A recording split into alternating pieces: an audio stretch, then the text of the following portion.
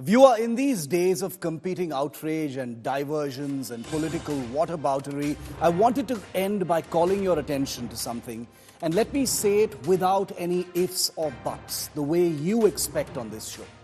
If Bengal BJP leader Suvendu Adhikari has called a Sikh IPS officer a Khalistani, I think you would agree with me when I say that he should not only be thrown out of the BJP, but should be thrown out of the Bengal Assembly as well. Nobody can defend what is being alleged. If it is proven that this did indeed happen, then there must be no sparing the man who allegedly said it.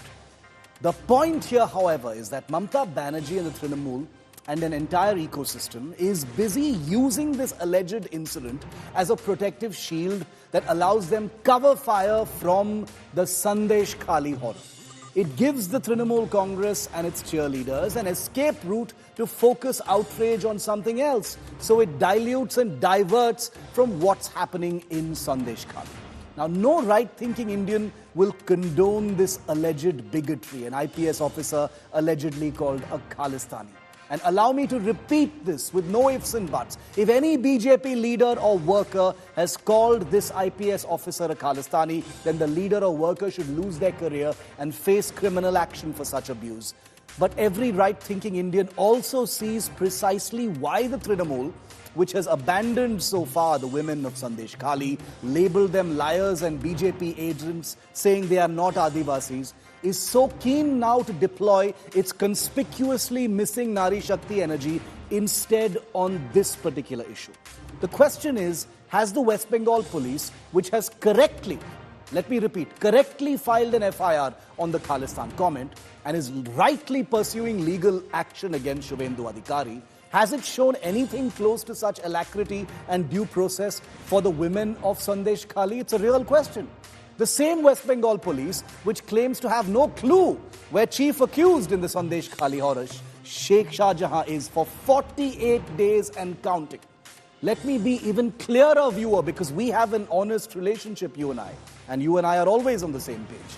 If this IPS officer has indeed been called a Khalistani, then the Trinamool is very right in its level of political outrage. It is doing the correct thing by defending this officer, amplifying the issue and fueling public anger.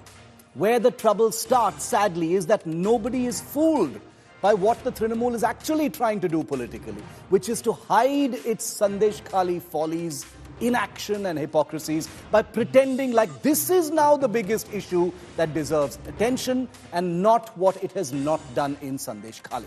The question is, has the Trinamool expressed even a fraction of this outrage for the women of Sandeshkhali? Has Mamata's now totally discredited Mahila Mandal and its cheerleaders been even a decimal point as furious about the allegations of rape and torture by the women of Sandeshkhali as they rightly and justifiedly are about this alleged bigotry shown to an IPS officer? While correctly outraging about the manner in which a police officer has allegedly been attacked in this disgusting, sickening, bigoted and unacceptable way, has the Trinamool Congress found a cave to hide from questions about where its leader Sheikh Shah Jahan has been hiding for nearly 50 days and counting now? In these deeply party-polarized times where loyalties are defined more by the netas rather than the issue at hand, I thought it's important to call out the self-righteous convenience of political diversions. Thank you as always, viewer, for listening.